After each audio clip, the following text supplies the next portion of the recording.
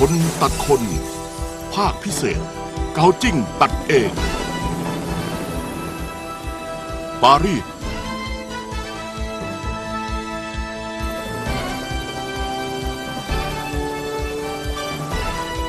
อินซีให้เสียงภาษาไทย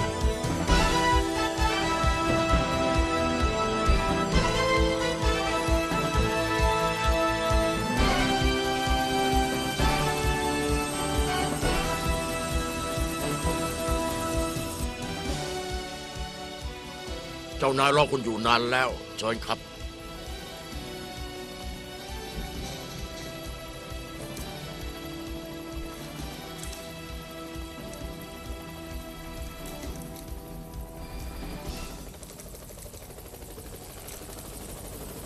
เกาจิ้ง พี่โอ เมาเครื่องหรือเปล่าครับ ยังหล่อเหมือนเดิมเลยนะ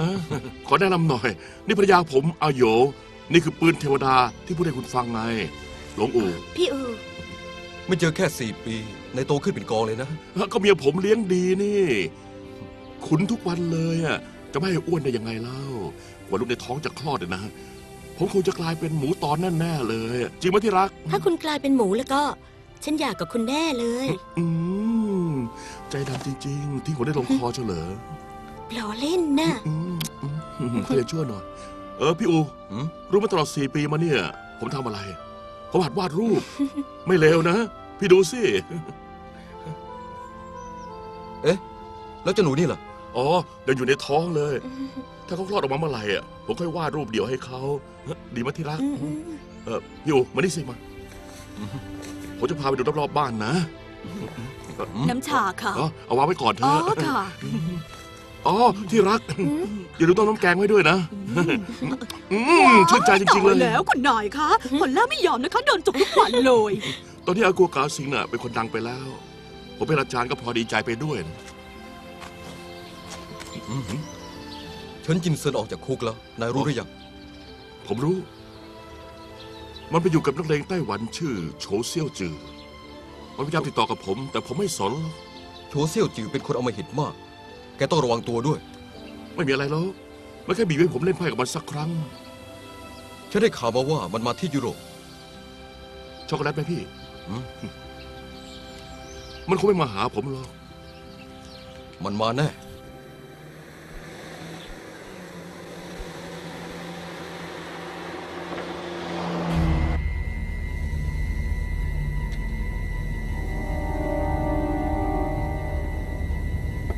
ผู้โชครับพ่อเซนเกาจิ้งพักอยู่คฤหาสน์ข้างหน้านี่แหละครับ เดี๋ยวก็ถึงแล้ว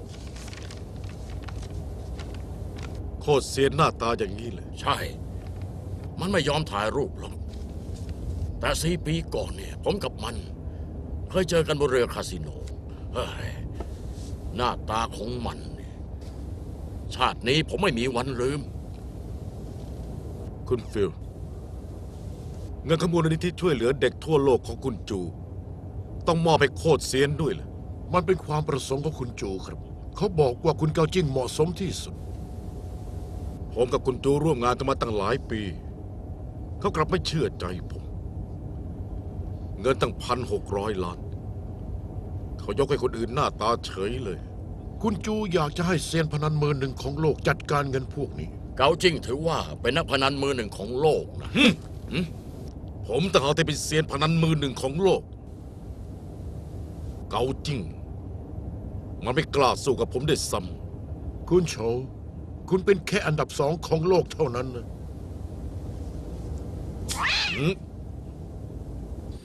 ำวนดูนะ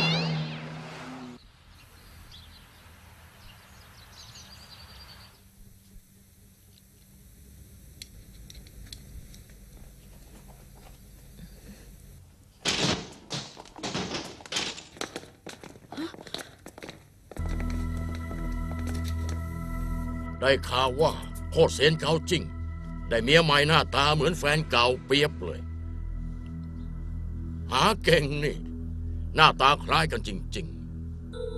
ฉันว่าคุณมาผิดที่แล้วล่ะ ที่นี่ไม่มีใครชื่อโคตรเซียนหรอก นี่คุณนายเกา ๆ เดี๋ยวให้ฉันเกาเอง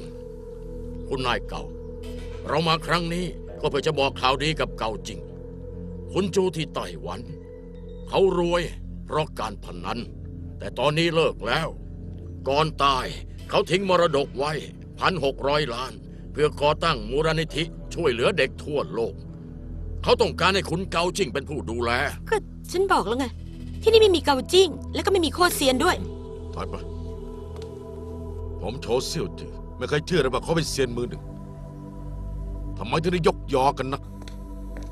คุณโฉ หุบปากเขาไม่กล้ารับคำท้าผม แล้วจะเป็นเซียนพนันมือหนึ่งของโลกได้ยังไง ฉะนั้นกองทุนนี้ควรให้ผมเป็นผู้ดูแล ใครจะดูแลก็ช่าง เชิญไปได้แล้ว ไม่อย่างนั้นน่ะฉันจะเรียกตำรวจ เรารับปากคุณจูแล้วนะคุณโฉ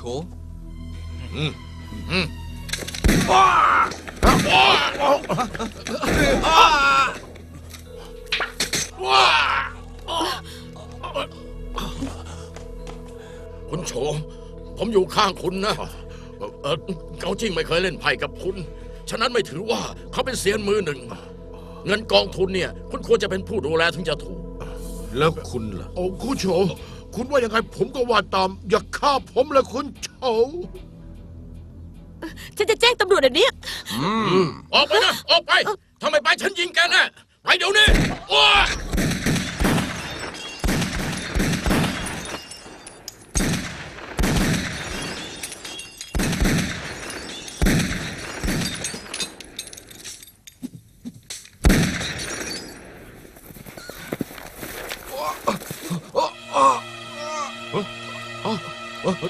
อเล็กซ์ เกิดอะไรขึ้น อเล็กซ์ ฮะ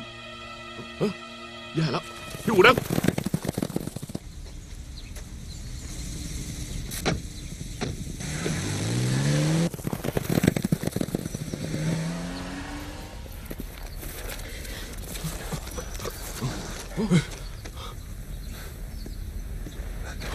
เกิดเรื่องแน่เร็ว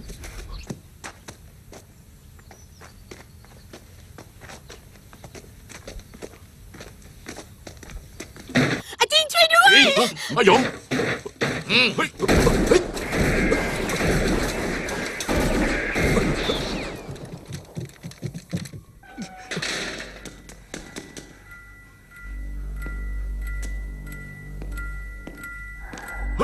เดี๋ยวพอล่าเกิดอะไรขึ้นเนี่ยพอล่า พวกมันข้าสามีผลล่าค่ะ เรื่องมันเศร้า ไ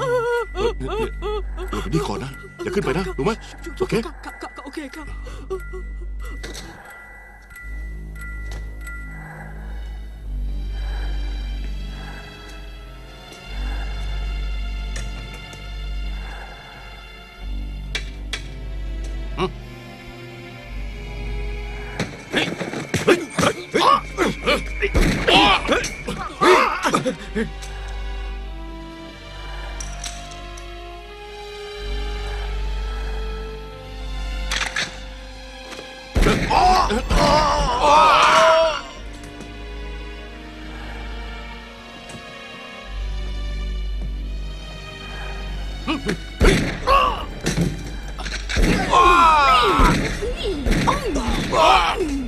ให้มันรู้ฤทธิ์ผลล่าซะบ้าง กลับไปสิ ขอโทษค่ะ ระวังตัวด้วยนะคะ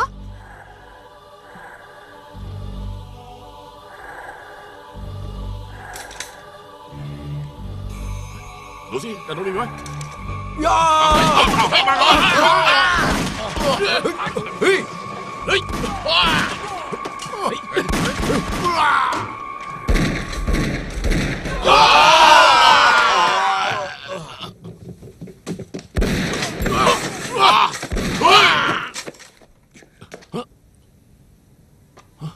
ขบวน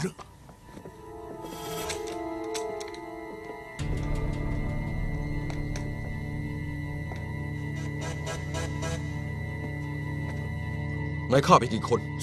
11 เท่ากัน แต่ยังขาดอีกคน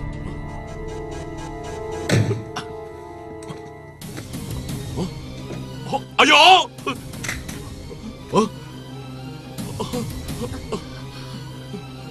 พี่อูตามหมอที ไม่ต้อง ไม่ต้องการละ ใครทำคุณ เฉินจินเซินพาโฉเสี่ยวจื้อมา พวกมันสั่งให้หมอผ่าท้องเอาลูกของเราออกมา โอ้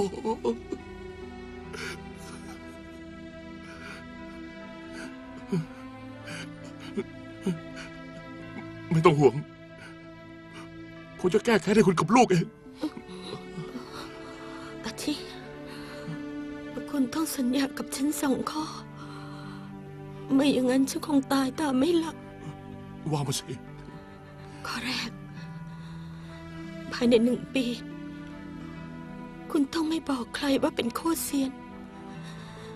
ข้อที่ 2 ภายใน1 ปี ห้ามคุณเล่นพนันกับใคร ทำไมอ่ะ ทำไมอ่ะ ในเมื่อคุณถอนตัวออกจากวงการแล้ว คุณจะกลับเข้าไปอีกทำไมจริงอันนี้โลกนี้ ไม่มีใครชนะได้ตลอด ถ้าวันใดคุณแพ้ มันหมายถึงชีวิตคุณ อีกอย่างเหนือฟ้ายังมีฟ้า จริงรับปากฉันนะ อโยอโย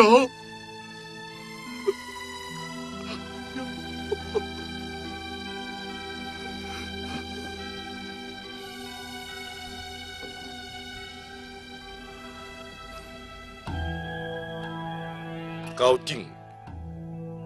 คุณคงไม่เคยเห็นหน้าลูกชาย ผมเลยพาออกมาให้ดู ขอแนะนำตัวเองหน่อยนะ ผมโฉเซี่ยวจือแห่งแก๊งตงหูจากไต้หวัน ผมท้าคุณมา1 ปีเต็ม แต่ว่าคุณไม่ยอมรับคำท้าผมเลย แน่จริงมาเจอผมที่ไต้หวัน ผมขอเอาชีวิตเป็นเดิมพัน ถ้าไม่มาคุณจะต้องเสียใจ ไอ้นรก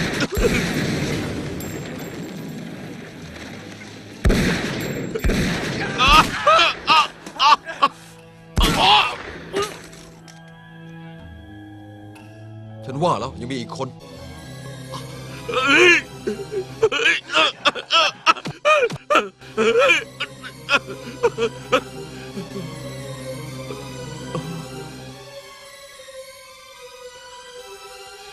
อโยไม่มีใครเอาชนะผมได้ มีแต่จางเป่าเฉิงที่เปลี่ยนไพ่ผมได้ครั้งหนึ่ง อีก1 ปีข้างหน้า ผมต้องแก้แค้นให้คุณแน่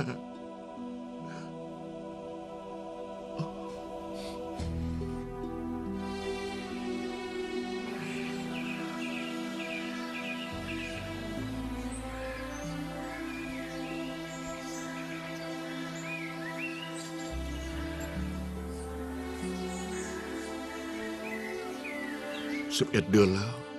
เกือบปีที่ผ่านมา โฉเซี่ยจือตามท้าผมมาตลอด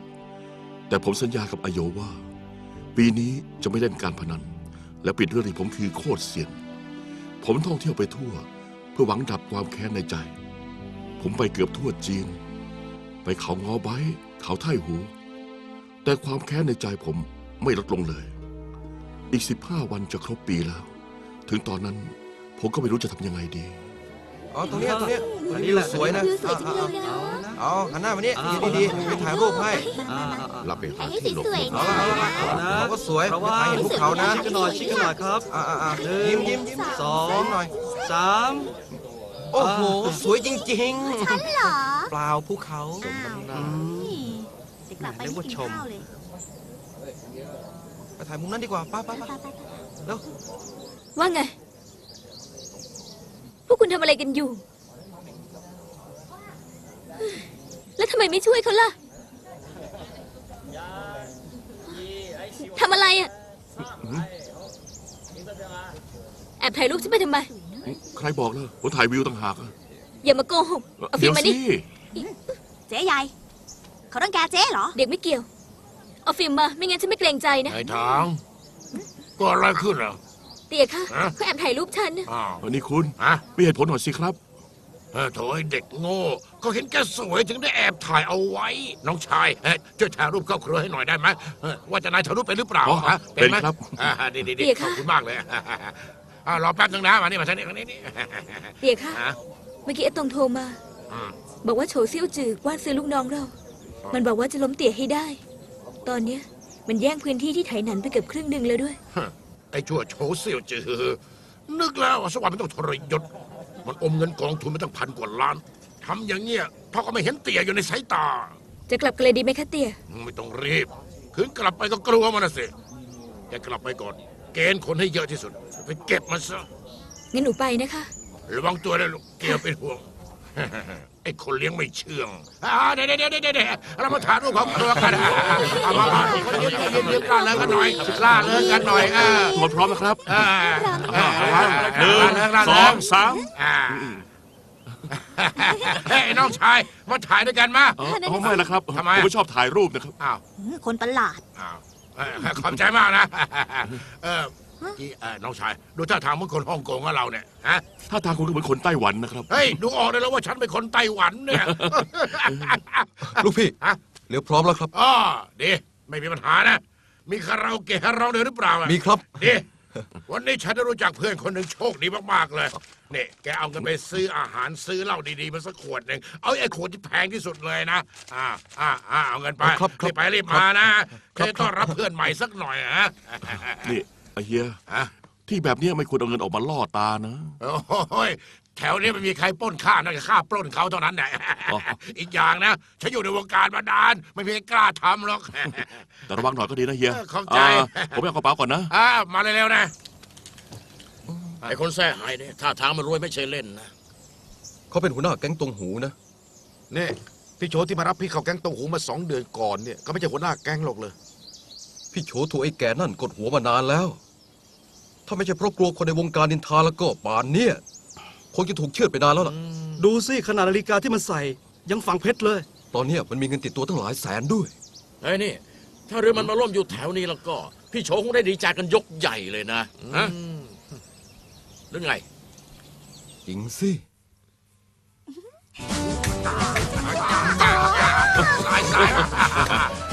สนุกเต็มที่เลย เลยนะพี่ จ้องฉันทำไมหนู น้าอกหักเหรอ เรากี่ขวบเองรู้เลยว่าอกหักเป็นยังไงอะ ผมไม่ใช่เด็กน้อยธรรมดานะผมเคยอกหักมาแล้วตั้ง3 ครั้ง โอ้ถูกหักอกอย่างนั้นเหรอ เรื่องจริงไม่ได้โม้นี่พวกเขาหาว่าผมอายุน้อยไป แฟนของผมนะ อายุ 20 กว่าแล้วทั้งนั้นเลยนี่ดูแน่ไงอวบ อื ๆ ม อืม โอ้ยนี่สงสัยว่าเธอคงจะชอบกินพะโล้ เฮ้ นะ ยมานี่เลย เต้นจนเข่าอ่อนไปหมดแล้วน้องชายไปดิ้นสิไป ผมดิ้นไม่เป็นแล้วครับ มันต้องทำท่ายึกยัก ไม่ไหวแล้วครับไม่ไหวแล้วครับ ไม่ใช่ก็ตามใจงั้นมาดื่มแก้วชนแก้วชนแก้วนี่น้องชาย ถ้าไปที่ไทยนั้นนะต้องไปหาฉันนะไปถามหาแก๊งตงหู ฉันนี่แหละหัวหน้าแก๊งตงหู ไม่มีใครที่จะไม่รู้จักฉัน แก๊งตรงหูเหรอ มีอะไร เคยได้ยินหรือเปล่า อ๋อไม่เคยได้ยินนะ โอ้ยอะไรกันแก๊งตงหูก็ไม่เคยได้ยินเชื่อ ไม่เคยแล้วครับ เฮ้ย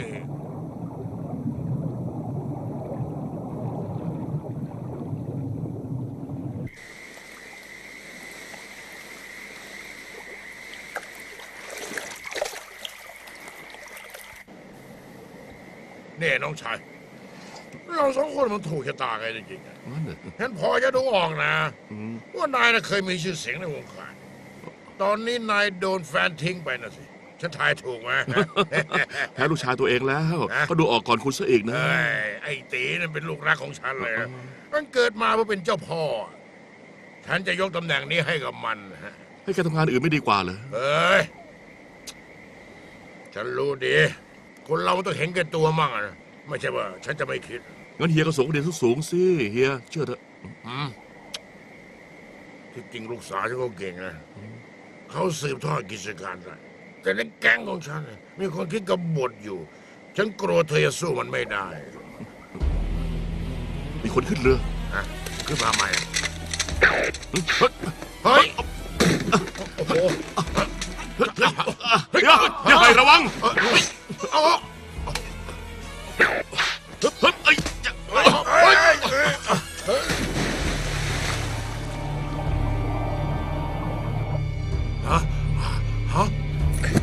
ฮ้ย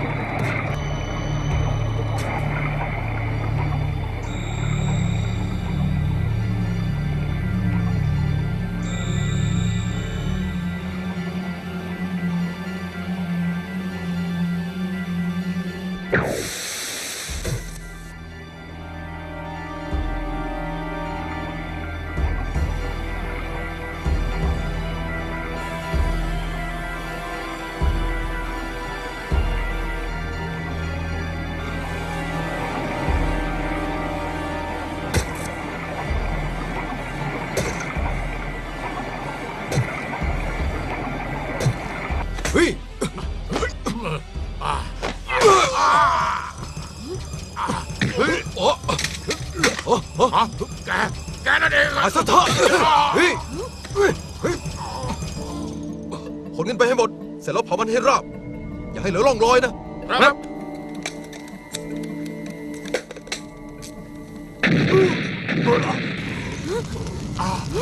เตียครับเตียอย่าตายนะครับ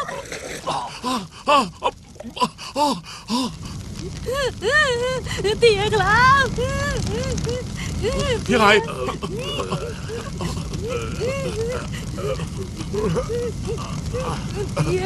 อาทีลูกเตียลูกคุณชายหับร้องไห้นะ ไม่ร้องนะไม่ร้องแล้ว น้องชายฉันขอร้องช่วยทำอะไรสักอย่างหนึ่งได้ไหม ว่ามาเลยเฮีย ขอร้องช่วยพาลูกชายอ้วกกลับไปที่ไทยนั้นนะพาไปหาไห่ถังพี่สาวของ ไม่ เขา ต้องห่วงผมจะพาเขากลับไปเอง นายเป็นคนดีจริงๆพวกขอบใจมาก เตียครับ เฮียไฮ เตียครับ เฮียไฮ เตียครับ ไปทำไมรีบไปกันเถอะไปสิเร็วเข้าไปสิ เตีย ปล่อยมือสิปล่อยมือเดี๋ยวเธอตายแล้วรู้ไหม เตียผมยังไม่ตาย ผมจะไปช่วยเตีย มานี่เดี๋ยวเธอตายแล้วได้ยินหรือเปล่าฮะ เตียยังไม่ตายนี่ เดี๋ยวเธอจะตายรู้ว่าไม่ตายฉันต้องพาเธอกลับบ้านไป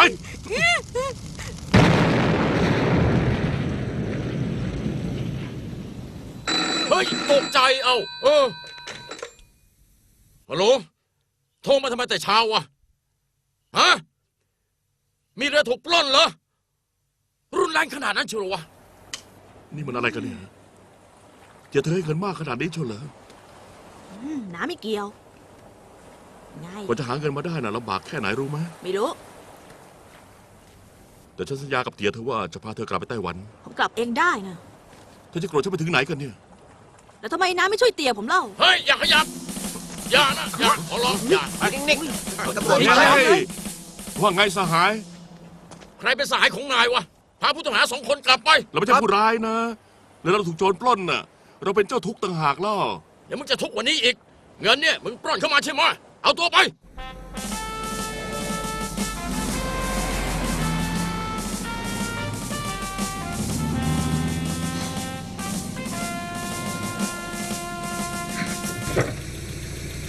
ไป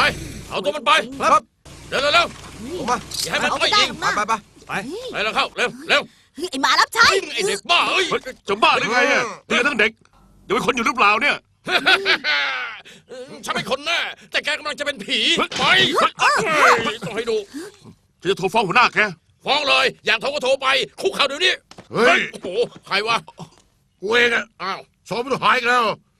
คนอเมริกันว่าเราละเมิดสิทธิบุคคล เป็นเพราะคนอย่างแกมาขอขึ้นมา เอาเก็เอียเขานั่ง โอ้โห นอนสบาย เฮ้ย เร็วตัวใหญ่ไอ้นี่ แกอะไรอ้าวทำไม ไม่รู้มัน ไม่ได้กินข้าวหรือไง เฮ้ย ถอยไป ก็มันไม่ขึ้นน่ะ เอาลุกขึ้นมา นี่ เนี่ยอย่างเงี้ยของอย่างเงี้ยทำอย่างเงี้ย ฉันเป็นคนฮ่องกงนะขอพบทนายหน่อย ไอ้หนูก็เป็นคนที่ไหนอะ คนไต้หวัน 2 คนเป็นอะไรกันเนี่ย เป็นเพื่อนกัน ใครเป็นเพื่อนกับน้า อ้าว พวกเดียวกันชัด หุบปากเขาเนี่ยปล่อยเขาเดี๋ยวนี้ ๆทำไมต้องปล่อยมันด้วยอ่ะ ใครคำสั่งให้แหลม โธ่เอ้ยทำไมต้องด่าอาเป่าด้วย ก็ ล่ะ พี่เขยด่าฉันก่อนน่ะ ปล่อยเดี๋ยวนี้ จะไม่ฉี่เว้ย หยุดเดี๋ยวนี้นะมึง โอ้ ไม่ ไม่ หยุด เอานะที่รัก คนอั้นฉี่นานๆเป็นโรคไตได้นะมากินน้ำแกงก่อนเธอะดื่มสิแจ๊กกำลังร้อนๆเล ปาก ย จะได้พองเลย เดี๋ยวนวดให้นะจ๊ะ จะได้ไม่ต้องไปเที่ยว สมกันจริง อ้าวมันมองตาแล้วห้อยหิวเปล่า ๆผมไม่พูดกับคนไอคิวต่ แล้วมาด้วยกันได้ยังไงเนี่ย จ้ะ เรือโดนปล้น แต่เรารอดมาได้ ส่วนครอบครัวเด็กน่ะตายหมด ว้ายคนอื่นตายหมด แต่นายรอด2 คน นายเป็นเฉินหลงหรือว่าจาพนมอ่ะใช่ไหมะ เหนือหน้า ไส้ ไอ้ตัวหัวหน้า ผมมั่นใจว่าเป็นพวกเรือเช่า ที่เนี่ยมีลูกเรือตั้งเยอะ นายจะว่ายังไงก็ได้ จริงไหมคะ เสนอ ที่ หน้า รัก ก่อนพ่อเด็กจะตายน่ะเขาขอให้ผมพาเด็กกลับไปไต้หวัน นี่ฉันว่านายเหมือนพ่อเขามากกว่าฉันว่านาย2 พ่อลูกอ่ะต้องสมรู้ร่วมคิดกันฆ่าคนบนเรือหมดต้องใช่แน่ๆเลย นี่จงหน้าอย่างก็จะตีฉันอย่างนั้นแหละ นี่ไง อ้า ทีเดียวเลย โดนทิ้ง ผมเป็นคนเคารพสิทธิมนุษยชน ถ้าคุณไม่ได้ฆ่าใครจริง ๆ ผมไม่ยัดข้อหาคุณแน่ แต่ถ้าคุณเป็นฆาตกร ผมจะหักแขนขาคุณซะ ฐานไม่ให้ความร่วมมือ ขนาดเมียผมเอง ยังตบไม่ไว้หน้าเห็นไหม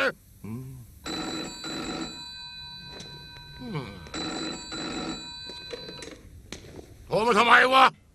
อ้าวท่านท่านเหรอครับครับ ผมเองครับนักข่าวฮ่องกงมาแล้วเหรอครับ ครับผมจะเรียกผมท่านเดี๋ยวนี้เลยครับ ครับสวยนะนายโทรมาฉันจะรีบกลับมาเด็ก มาแล้วครับ มาแล้วครับ ๆทำไงก็ได้ให้เมียกูฟื้น แล้วหาข้าวให้2 คนให้กินด้วย ครับ เร็วจัดการ เจ็บไหม ๆ ถึงเจ็บก็ไม่เกี่ยวกับน้าหรอกนะ ฉันจะพาเธอกลับเองนะ ไม่ต้องห่วงผมหรอกนะเอาตัวเองให้รอดซะก่อนเถอะ อ๋อ อยู่ไหนอะอยู่ไหน เฮ้ยนั่นไงสองนักท่องเที่ยวในเรือสำราญ จริงด้วย ใช่แล้ว ทำให้พอดีเลยครับ เดี๋ยวเราสัมภาษณ์เกี่ยวกับเรือกันนะครับ อย่าขวาง เราเป็นนักข่าวก่อนนะครับ ไอ้มันเร็ว นี่ตีช่วยสิ เฮ้ยสบายเอาไปขังให้หมดเจ๊ใหญ่นี่เจ๊ใหญ่ลูกคุณเธอเจ๊ใหญ่เป็นยังไงบ้างเจ๊ใหญ่ รู้ได้ไงว่าฉันใหญ่ตะ โอ้ บ้าย โอ้ ตี โห ฉันเหรอ เจ๊ใหญ่นี่ผมเองอาเต่าไงเล่า อ๋อเหรอ เฮ้ยมาขอพี่สาวกูไปหน่อยแล้ว ยังไงกันครับ เฮ้ย พวกนั้น2 คนจับไปบ้านอยู่ไว้ อัดให้เละเลย รู้เจ๊รู้ เฮ้ยอย่าทำบ้านะ ทำบ้า อย่าเฮ้ยจะบ้าแล้วอย่านะ นี่มาซบแกทำให้พี่เขยด่าฉันจะทำให้แกขอเลยอะไรวะ นี่โดนแม่ไม้มวยไทย โอ้ยชักโอ้ย เอาแจไขเร็วเร็วเข้าเร็ว เฮ้ยอยู่ไหนอะ กุญแจ เฮ้ยไม่ เร็ เห็ วน สิมีคนมาแล้วเร็ว เฮ้ยอยู่ไหนเนี่ยเอา ไขออกเร็ว เฮ้ยใครเองวะ อย่างนี้ จับเลยจับ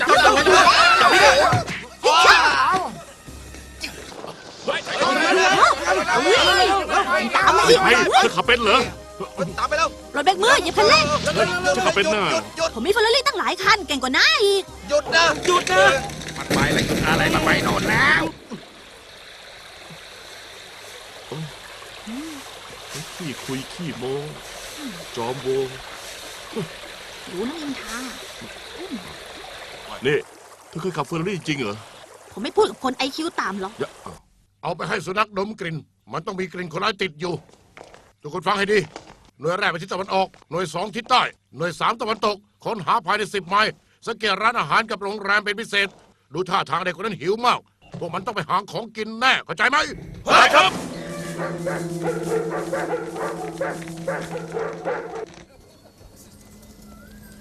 รงแรมอู่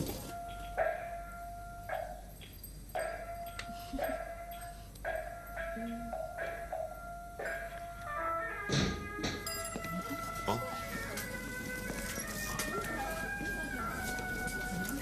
มีแข คน ก แน่นร้านเลย เฮ้ยนั่นอะไรแล้วไม่มีคน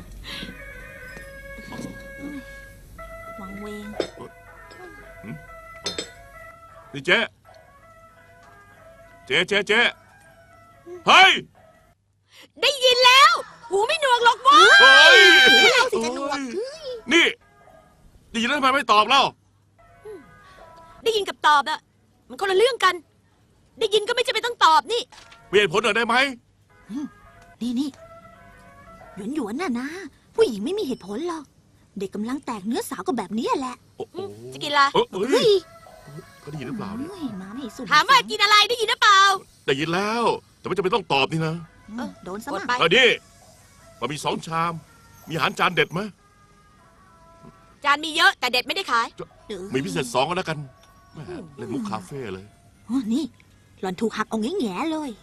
แสนรู้เหลือเกินนะ รู้เลยว่าหลอดอกหักเนี่ย อ้าว เฮ้ย เฮ้ย นี่เสกมาหรือไงทำไมเร็วอย่างเงี้ย มีเนี่ยฉันต้องไม่พี่ชายฉัน อุตส่าห์เสียสละให้นายนะเนี่ย แต่ฉันไปกินต้นหอมนี่ ทำตัวยังกับเด็ก อะ เอ้อ ไม่มีแล้วต้นหอมอะ โอ้หากินง่ายนะอย่างนี้นิสัยไม่ดีเลยอะ นี่ สงสัยรอบเดือนมาไม่ปกติอ่ะ เฮ้ย ต้องกินเบนโล ผู้หญิงอะไรแก่แดดจริง ๆ เลย อ๋อเกือบอร่อย เอ้ย เฮ้ย หมาไม่รับประทาน ไม่ไหวเลยจริงๆเฮ้ย ห้องเนี้ย มีห้องอื่นไหมเนี่ย อ้าว เอ้ยเอาไม่ตอบ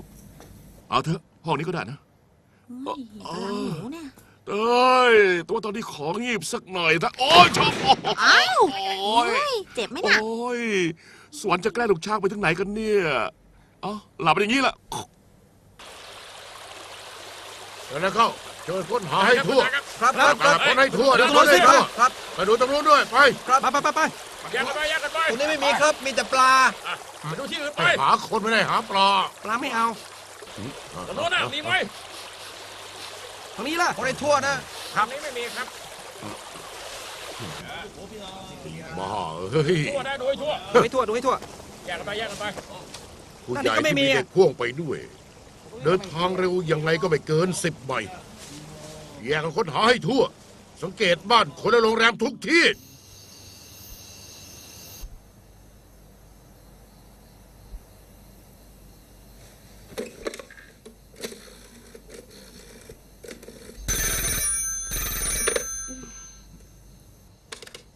ฮัลโหลฮัลโหล จะเอาโหลใส่อะไร ว่ามาเลย ขอโทรทางไกลหน่อยสิ เดี๋ยวต่อฮะ นี่เดี๋ยว ฉันยังไม่ได้บอกเบอร์โทรเลยอะ ฮัลโหล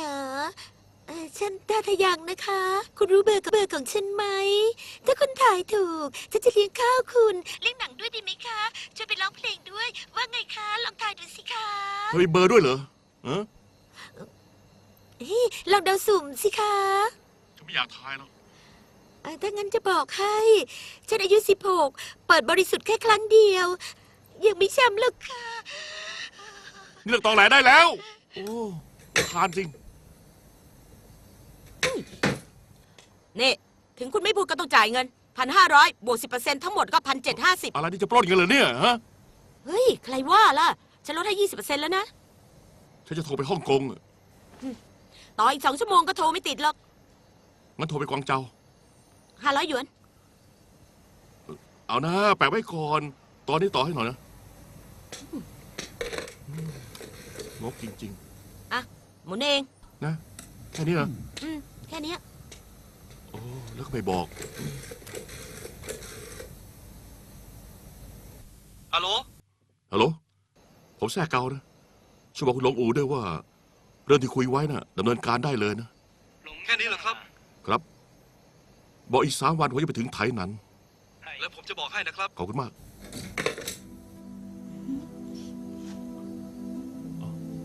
เธอไปไหนมา ผมทำให้เตี๋ยต้องขายหน้า ผม เอาเงินที่ท่านทิ้งไว้ให้ไปเล่นเสียหมด ตอนนี้เหลือแค่100 เดียวเอง ก็เธอฉลาดนักไม่ใช่เหรอ เอาแล้วแทงเสียแทงเสียแทงเสียแทงเสียแทงเอาออกแล้วนะแทงเลยจะเปิดแล้วนะทุกคนดูให้ดีนะเปิดแล้ว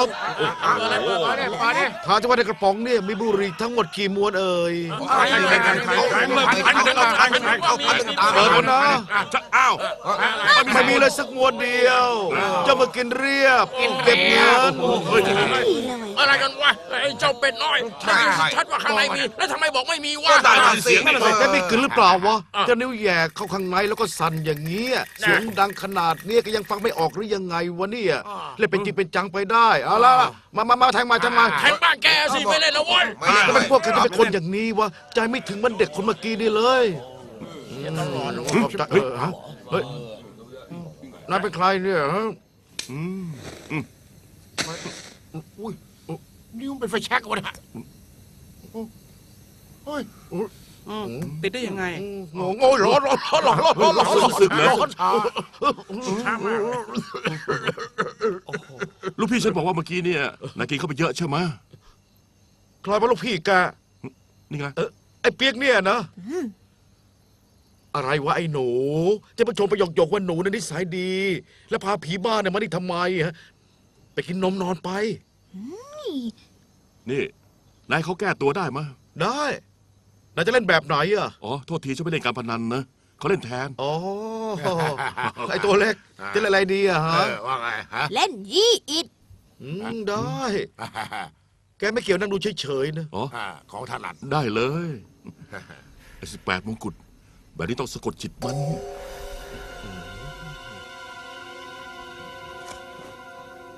นี่เริ่มได้แล้ว เอาสิ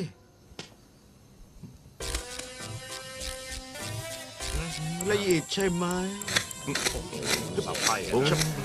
นี่ เล่นยิงอิน ดูลีลา ดูไพ่ฉันสิ มาเยอะเสียดูเลย นี่เห็นไหมไอ้หนูเอ้ย อะไรนะ โห อ้าว อืมไอ้หนู101ของแกหมดแน่ว่ะชั้น2017 เฮ้ยจะได้ไปไงเนี่ยเอ๊ะ 7 แต้มเองอะ นี่พวกแกเห็นใช่ไหม นี่ตาลายไปเองนะสิจ่ายเงินมาร ถฉันเบี้ยวงั้นเหรอฮะแล้วอีกตานะ ผมแทง200 จัดให้ 19นี่เท่าไหร่อะ ไอ้หนูเอ๋ยตอนนี้แกเสียแน่เลยฉัน20 แต้มว้าย18 แต้มได้ไงเนี่ยเฮ้ย เฉือนไปแต้มหนึง พวกแกเห็นหรือเปล่าเนี่ย ไม่เห็นเนี่ยเห็นแปด เอามือของแกไปบนหัวเลยนะ เอาได้เลย อุ้ยเหม็นกลิ่นเต่า ปีนด้วย หนักเข้าไปใหญ่เลย